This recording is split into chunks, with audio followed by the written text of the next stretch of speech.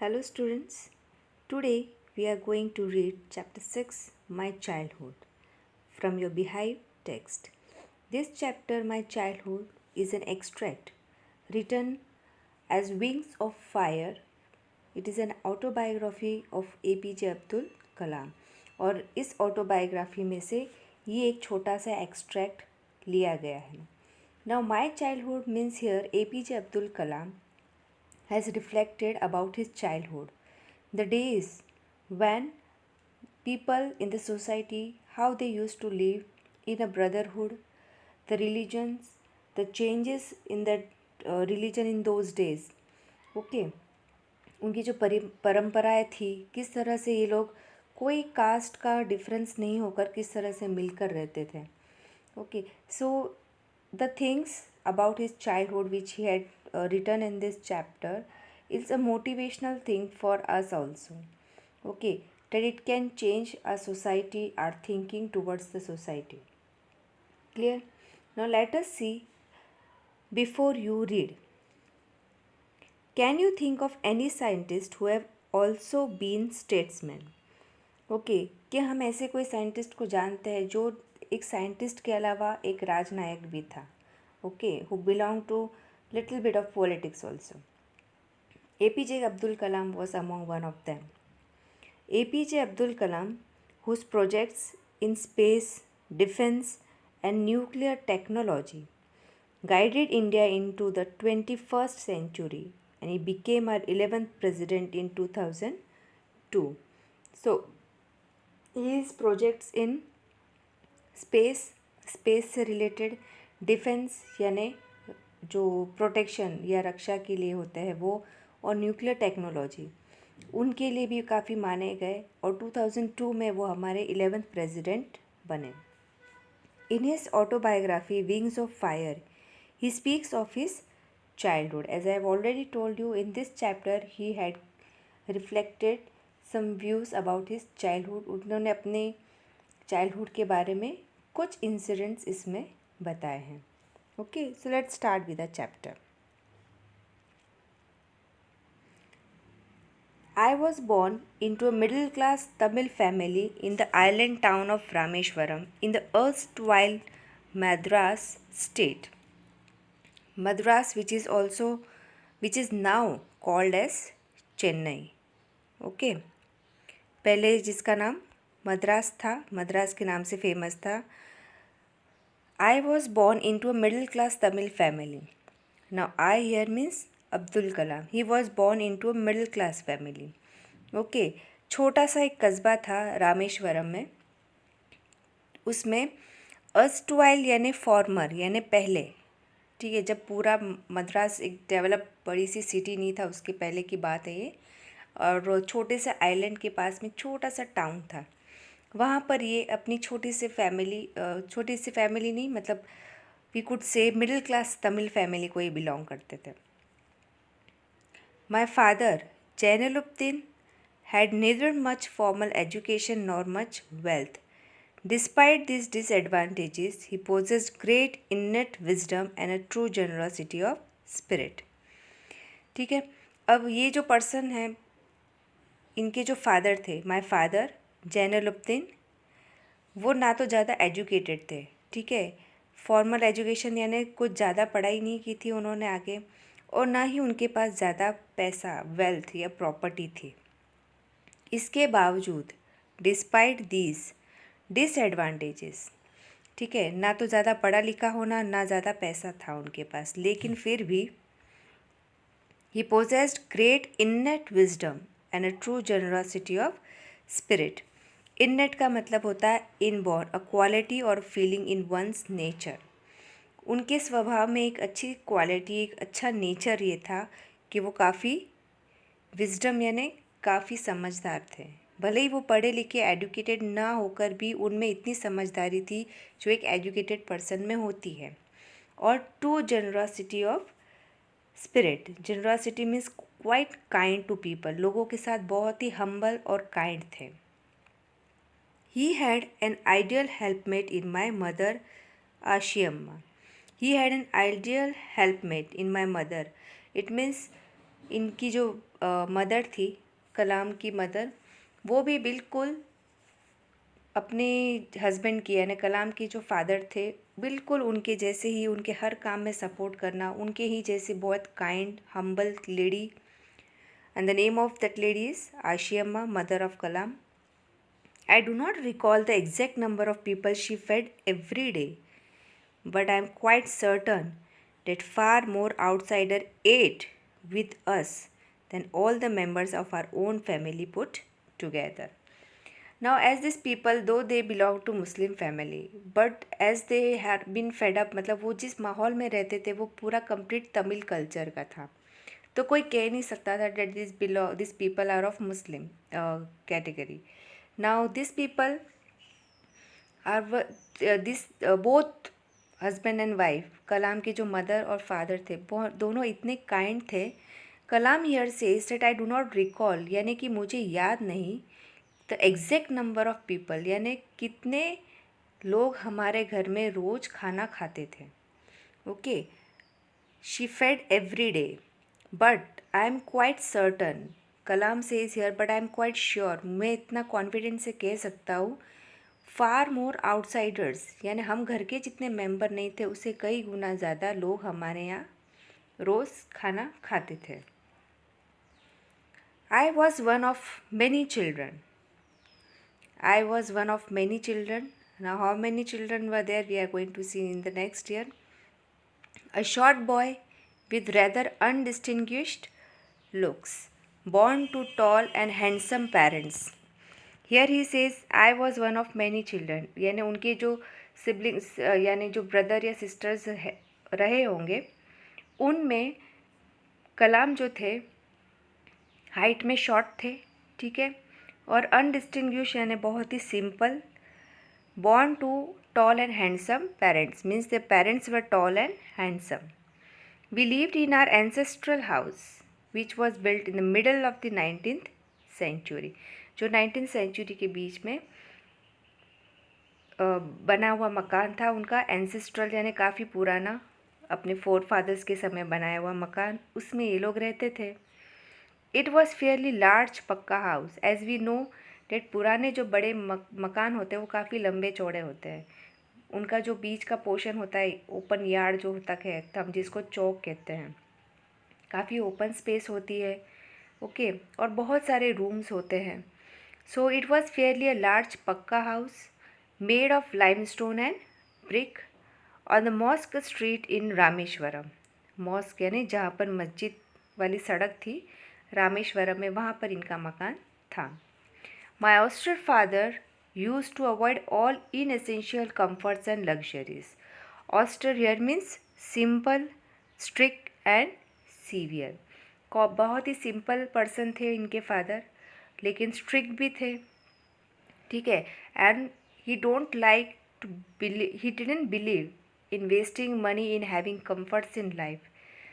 वो ये सोचते थे कि लाइफ में सारे कंफर्ट्स होना ज़रूरी नहीं है, ठीक है. You know that most of the people prefer in living having all kinds of comforts in their home. They need TV, fridge, sofa, okay, every kind of luxuries in their house, and they feel pride in living in such kind of life. But it is not a life. A life is of satisfaction, peace, जहाँ पर शांति हो, लोग प्यार से रहते हो, ठीक है, 2 वक्त की रोटी हम साथ मिलकर खाएं, फैमिली के साथ सब मिलकर रहे. That is a life. Not having luxuries in your home is a life. So he didn't believe in inessential comforts. Inessential यानी जिनकी ज़्यादा ज़रूरत नहीं हो, उन चीज़ों पे फालतू पैसा खर्च करना, and luxuries. However all necessities were provided for in terms of food, medicines और क्लोथ्स. लेकिन जहाँ पर दवाइयों की, खाने की और कपड़ों की बात आती है, वहाँ पर इन्होंने अपने बच्चों को बहुत अच्छा रखा और किसी चीज़ की कमी नहीं आने दी. In fact, I would say mine was a very secure childhood, both materially and emotionally. So Kalam says he was quite satisfied, too satisfied with his parents, because he says I have a very secure childhood. Secure यानी वो अपने आप को अपने parents के साथ बहुत safe मानते थे। मटेरियली भी यानी किसी भी चीज़ की उनके पेरेंट्स ने खाने पीने में, कपड़ों में या दवाइयों में, इलाज में कोई कमी नहीं आने दी। और इमोशनली यानी अच्छे प्यार से परवरिश की, जहाँ डांटना है वहाँ डांटा भी, बट कभी भी उन्होंने अपने बच्चों के साथ ओवर स्ट्रिक्टनेस भी नहीं की। So Kalam is quite proud of his parents here. Okay, now let us move further.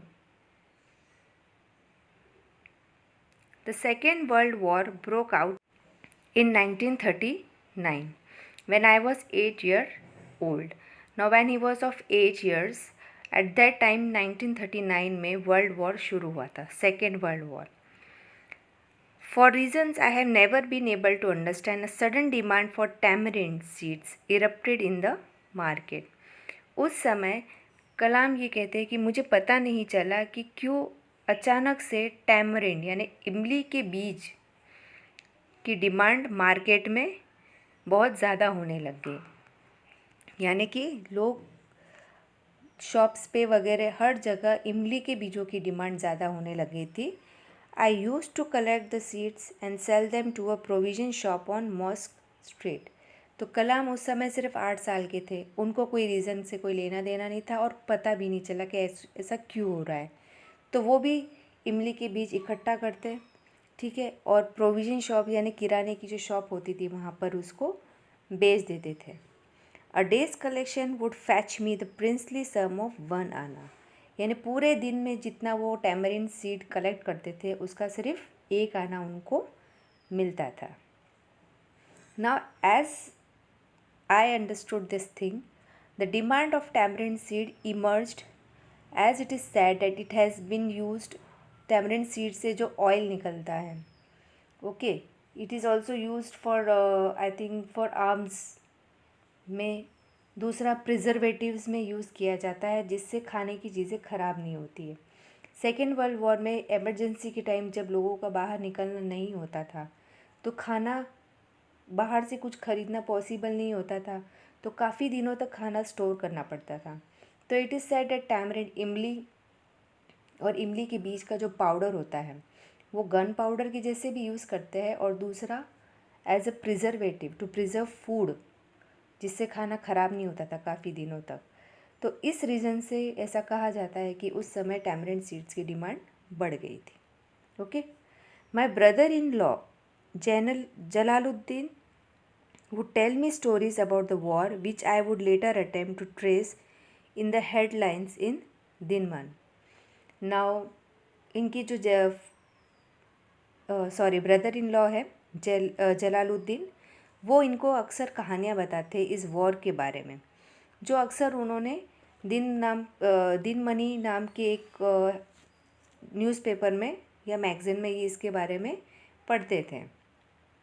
Are area being isolated was completely unaffected by the war. But soon India was forced to join the Allied forces and something like a state of emergency was declared. Now, our area being isolated. Isolated का मतलब बिल्कुल अलग होना, ठीक है। ये जिस area में रहते थे वो थोड़ा सा हटके था और बिल्कुल आइसोलेटेड यानी अकेला कस्बा कह सकते हैं हम, सिटी से दूर। तो इस वजह से completely unaffected by the war, यानी जो सेकेंड वर्ल्ड वॉर चल रहा था उसका असर ज़्यादा इनके टाउन पर नहीं हुआ। But soon India was forced to join the allied forces. Allied forces मतलब the armies of UK, USA and Russia during the second world war. यानी इनकी आर्मीज़ में इंडियंस को यानी इंडिया को फोर्स किया गया इनकी आर्मी को ज्वाइन करने के लिए। Something like a state of emergency was declare, और उस समय एमरजेंसी डिक्लेयर की गई थी। The first casualty came in the form of the suspension of the train halt at the Rameswaram station. अब इस एमरजेंसी का सबसे पहला असर कहाँ पर हुआ? In the form of suspension of the train halt at the Rameswaram station. मतलब ये कि रामेश्वरम स्टेशन पे ट्रेन को नहीं रुकने दिया जाता था। Now you know in those days, उस समय ट्रेन से ही एक ट्रांसपोर्ट सिस्टम हम मान सकते हैं सबसे ज़्यादा तब होता था, क्योंकि उस समय ट्रांसपोर्ट सिस्टम इतना ज़्यादा नहीं था, चलन में नहीं था जितना आज है। जितना फास्ट और स्पीडी ट्रांसपोर्ट आज है, by plane, by air, by water, okay, trucks वगैरह, बहुत कुछ, रोड ट्रांसपोर्ट वगैरह, उस समय इतना ज़्यादा नहीं होता था। तो मोस्ट ऑफ सारा काम ट्रेन्स के थ्रू होता था। अब रामेश्वरम स्टेशन पे ट्रेन्स को रुकने से मना कर दिया गया था। The newspapers now had to be bundled and thrown out from the moving train on the Rameshwaram road between Rameshwaram and Dhanushkodi। Means ये कि जो न्यूज़पेपर के बंडल्स या न्यूज़पेपर जो आते थे वो बाय ट्रेन आते थे, जो रामेश्वरम स्टेशन पे उतारे जाते थे और वहाँ से सब जगह बांटे जाते थे। अब जब ट्रेन ही नहीं रुकती थी तो what they have to do, the bundles of newspaper were thrown from the train. चलती ट्रेन से वो बंडल स्टेशन पर फेंक दिए जाते थे और उन बंडल्स को कलेक्ट करना होता था।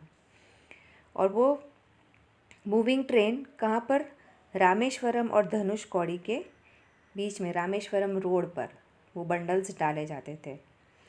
That forced my cousin Shamsuddin, who distributed newspaper in Rameshwaram, to look for a helping hand to catch the bundles, and as if naturally I fitted the slot, means the space. Here it means Abdul Kalam जो थे उनका एक cousin था शमशुद्दीन, वो यही काम करता था, ठीक है, बंडल्स कलेक्ट करता था। अब चलती ट्रेन से बंडल्स कलेक्ट करना, उसके लिए उसको एक और पार्टनर की ज़रूरत थी, हेल्पिंग हैंड, ओके, ताकि वो भी उसकी हेल्प कराए बंडल्स कैच करने में। और फाइनली उसने किसको सिलेक्ट किया उस जगह पर, कलाम को। Shamsuddin helped me earn my first wages. Half a century later I can still feel the surge of pride in earning my own money for the first time.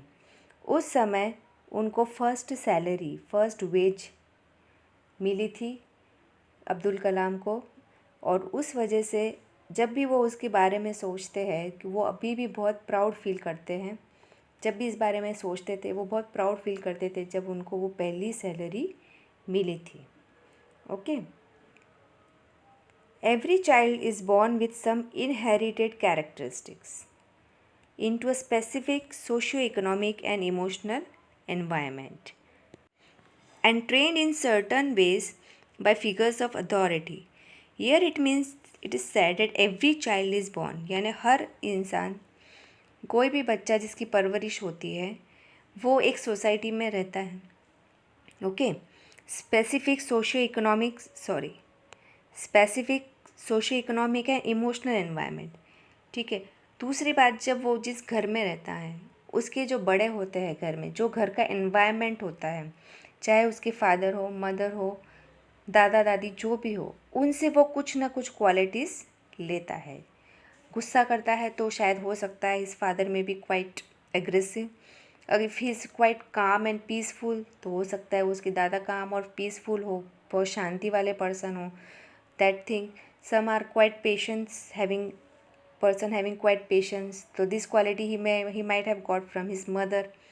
So हर बच्चा अपने पेरेंट्स से कुछ ना कुछ लेता है। Figures of authority means his family.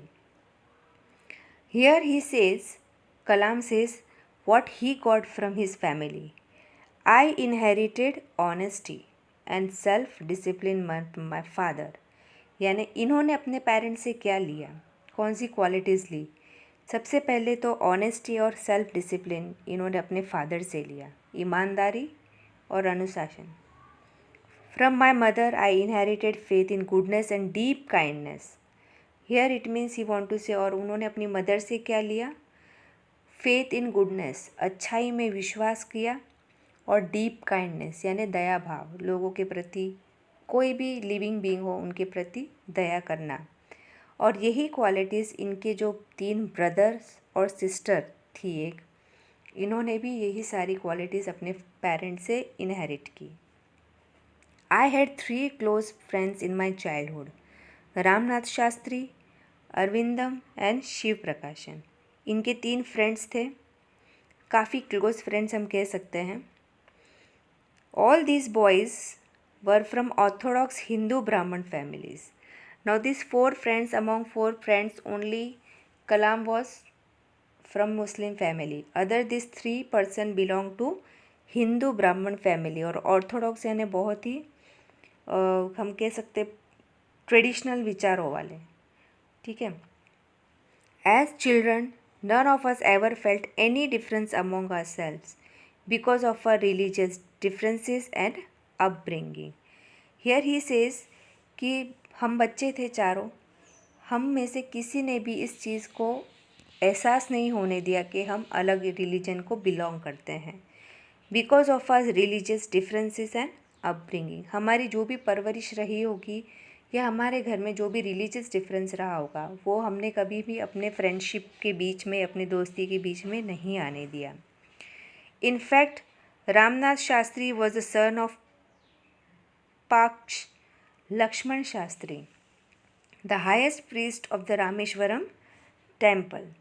अब ये जो Ramanath Sastry, one of the friend of Kalam, okay, तो he belong to the son of Lakshmana Sastry, the highest priest यानी रामेश्वरम टेम्पल के जो सबसे बड़े पुजारी हैं, सबसे बड़े पुजारी की पोस्ट पे जो थे उनके फादर, उनके रामनाथ शास्त्री के फादर थे.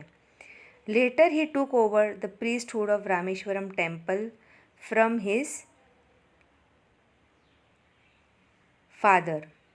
ओके, तो रामनाथ शास्त्री अपने फादर के बाद वो वहाँ का प्रीस्ट बना.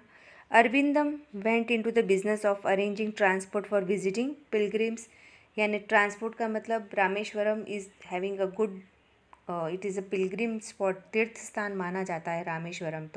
तो वहाँ पे बहुत सारे तीर्थयात्री आते हैं, तो उनको ट्रांसपोर्ट सिस्टम यानी इधर से उधर जाना, पानी है वहाँ पे तो बीच है, तो वहाँ के लिए बोट्स वगैरह जो भी अवेलेबल कराना, ये बिज़नेस इसने संभाला अरविंदम ने. और शिव प्रकाशन became a catering contractor for the southern Railways, और रेलवेज़ में जो कैटरिंग का काम करते हैं वो शिव प्रकाशन करता था. Okay, so till here we read about his friends and his family, his brothers, sisters, and how he earned his first wages in his childhood. Next, in the fifth point, we are going to read more about his school time, okay, and later how he proceed his education, leaving his paternal place. Okay.